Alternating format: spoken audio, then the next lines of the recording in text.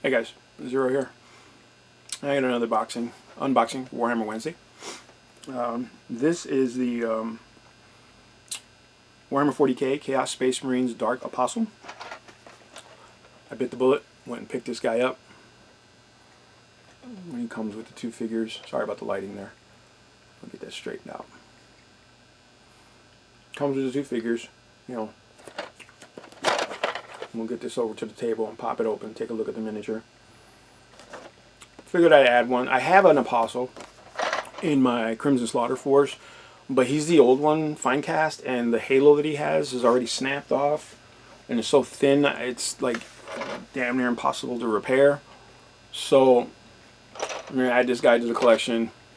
I'm not sure if I'm gonna make him a Crimson Slaughter or a Black Legion. I don't know. I know they fit that, they're in that, you know, they painted him Black Legion because that's what's out right now. It's what's hot on the streets, but I don't know.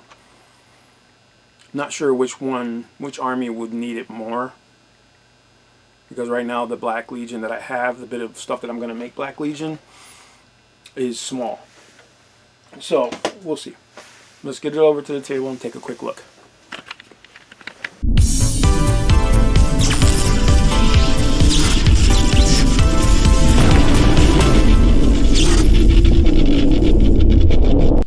Alright guys, let's take a quick look at the Warhammer 40k Chaos Space Marines Dark Apostle. Comes with 3 miniatures. The Apostle and his disciples. There's the side of the box there. You see? Pretty much the same thing on this side. And on this side. And then there's the back. And you got your paint guide for Black Legion. And I picked this up at Titan Games. You can see. My buddies over there at Titan Games. They're pretty awesome. I want to say it's Schiller Park. I think that's what it is, Schiller Park. They're great guys there, man. Very informative. They know their games. They know the stuff that's in their store. They know a lot about. I love that. I like going into a place and I'm like, what's this? And they know. You know what I'm saying? Like, they don't just carry some shit because their distributor gives it to them. They know what they're talking about. Great group of guys. And they got a great gaming space, too. Like, if you're going to play games of, Warhammer 40k, Fantasy, Age of Sigmar, or you want to play, like, sky-based games, like plane-based games, Aeronautica, things like that, Crimson Skies. You know, they've got boards for that. They do historical reenactment games there. So check them out. Tell them Zero sent you. Alright, let's pop this bad boy open.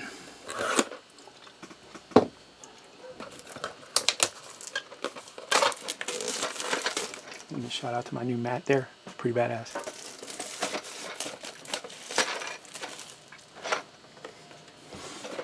Alright. This is a big box for one guy, but I guess it's not just one guy.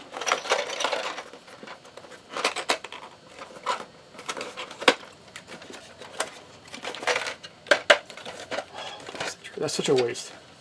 You don't need that, guys.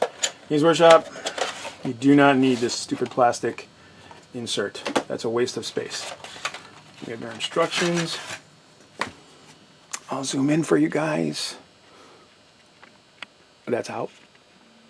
And that's in. Alright, cool.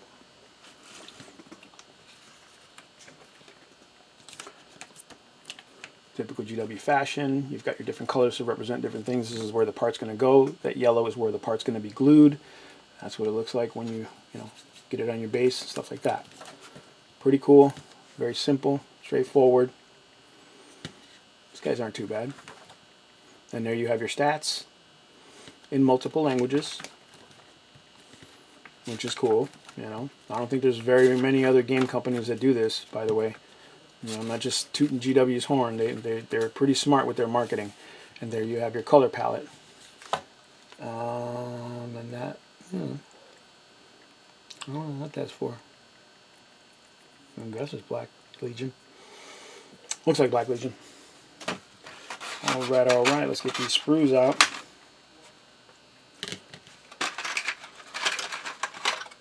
2 sprues, 3 bases. You get a 40 mil base and 2 25 mil bases. I don't like 25 mil bases, but whatever. I don't mind 25 mil bases. What I don't like is that generally when you get a model on a 25 mil base, that model barely fits on that base. And he's got tippy toes sticking off and stuff like that. So, but it is what it is. Let's do this real quick. Let's get the mat out for a second, so you can look at these guys up close. Yeah. Oh yeah. Uh-huh. There we go.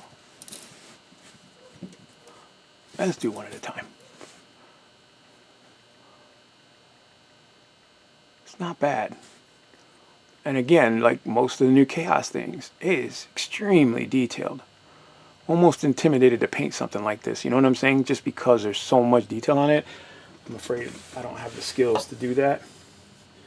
Some people say I do, but I know potentially I do. I just, sometimes it gets intimidating. Very cool, very detailed. I like the flowing. See, this right here is what really, I like that. You know what I'm saying? Like the very articulated, action-based posing. That's what you get when you do mono posing. You know what I'm saying? You get that kind of stuff. You can't do that with uber multi-parted models. You know what I'm saying? Well, I guess you could, but the cost ratio would be way higher, right? Like that's just what it is.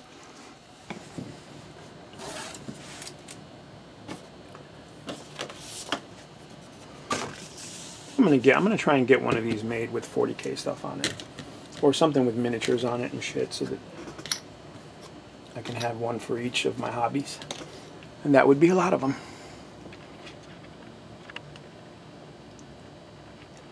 So the Apostle doesn't really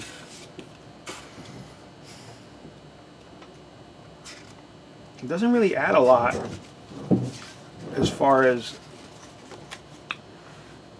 strengths and weaknesses. I mean, he can cast spells. He can cast 2 spells, one of which is pre-chosen. Okay, I think it's, what's the name of the damn spell? I can't remember. Anyway, it can choose one from the book. It also gives bonuses. It gives a buff, like a reroll. It can give you one reroll in either attack, wound, or damage, I want to say. Friendly Legion units within 6 inches of this model in the morale phase can use this model's leadership instead of their own, which is okay. That's like any other chaplain or whatever, you know, stuff that they use. They can chant a prayer. Is known as Dark Zealotry prayer below, and one prayer from the prayers to the daft gods. And at the start of each battle round, you can pick one of the prayers this model knows and roll a d6. On a 3+, the prayer is heard. That prayer takes effect until the end of the battle round. The same prayer cannot be chanted twice in the same unit. Okay, so he can, that's kind of cool. He can cast a one-round ability. And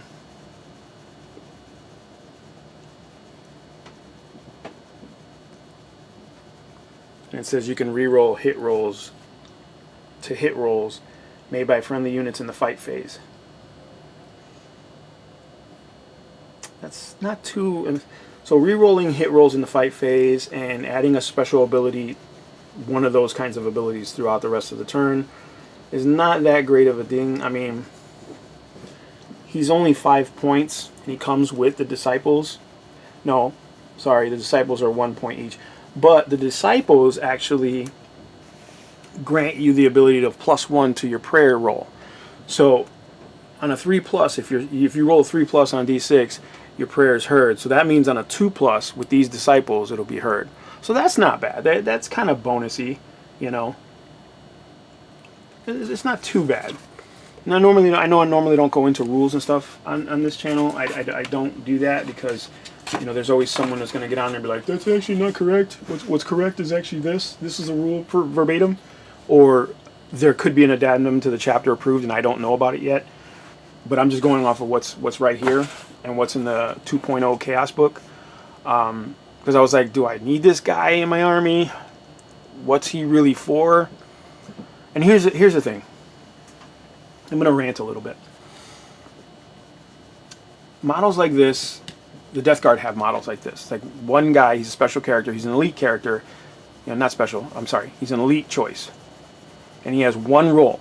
I grant these guys a +1 on their to-hit roll. If I'm so many inches apart. And then there's another guy, like, I grant these guys a reroll on their saving throw.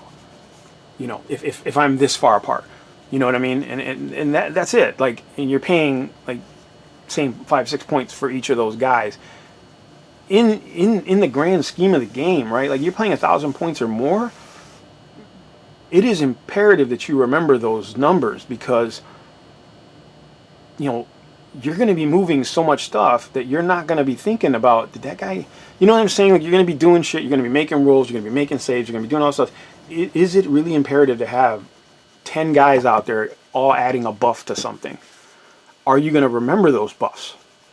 9 times, I mean, I'm going to say 9 times. I would say 6 out of 5 times I forget my buffs. And then I'll be like, oh shit, that guy gave me a +1 to my roll. I would have made that roll.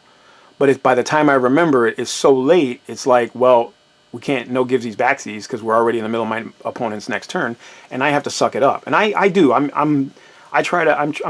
always try to be a good a solid player. You know, if I make a mistake, it is on my behalf, not on anybody else's, and I don't take it out on my opponent, and I don't get pissy, and I don't get crabby, and I don't get grumpy. I just, hey, it is what it is. I made that mistake. You know, those are my numbers to check, not his. You know what I'm saying? But in essence, like I said, they took all the characters from the game and turned them into buffs. And just buffs. You know what I mean? Everything is a buff outside of squads. You know, so it's like, yeah, you have to put those pieces together properly, right? Like put these guys with this buff because they're going to benefit the most from that buff. That's great, you know. But to remember all that shit, man, I'm a pain in the ass. But it is what it is. All right, we're going to take a look. We're going to put this Dark Apostle away. But we're going to,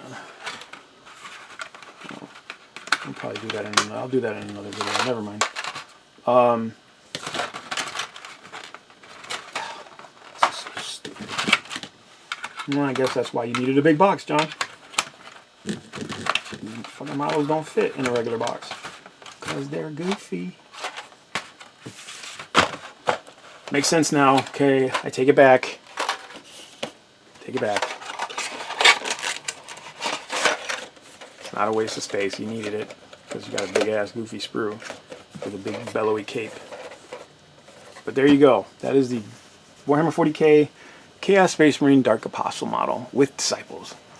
And I gotta admit, it's kind of cool. I like the pose. I like the way he looks. Got the fire. You know, fire's a new thing now with Chaos. Everybody's got fire. But it's pretty cool. And a nice little addition to the army. You know, round out my army. What's really nice too is when you start combining those forces, like you start combining the Death Guard with the Thousand Suns, with the Undivided, you know, with the you know, things like that. You start putting all those together and making an Apocalypse army. You got a lot of stuff to keep track of. You got a lot of rules and special rules that apply to these units and not those units, but this guys and those guys. It's going to be pretty cool. Hopefully soon I can get all these models built and get them out on the table so I could at least do a work in progress video for you guys. I did an army showcase for my buddy Rob's army. I did like 1 or 2 videos for that, and I just finished his completed Dark Angels army. If you haven't seen that, take a look at that. But I wanted to do a work in progress for my Chaos army because it's getting pretty big, and I personally wanted to see how much I actually have. So hopefully I'll be able to do that for you guys real soon. But anyway, I think it's pretty cool. Is it worth the $25 or $29? I guess you could say it was $10 a guy. You know, or 12, 8, and 8. I mean, it's an average for Games Workshop's prices, so I mean, it's not terrible. It is kind of high, but it's not high enough yet to make me stop buying them. You know, but it's getting there. It's getting close. Take a break pretty soon because it's just getting priced out of the game. You know. All right, guys. Thanks for watching. Again, like, subscribe, share. I'll leave my email in the description below if you guys want to donate anything to my PayPal. That'd be great. Any little bit would help. And I appreciate it. Thank you very much.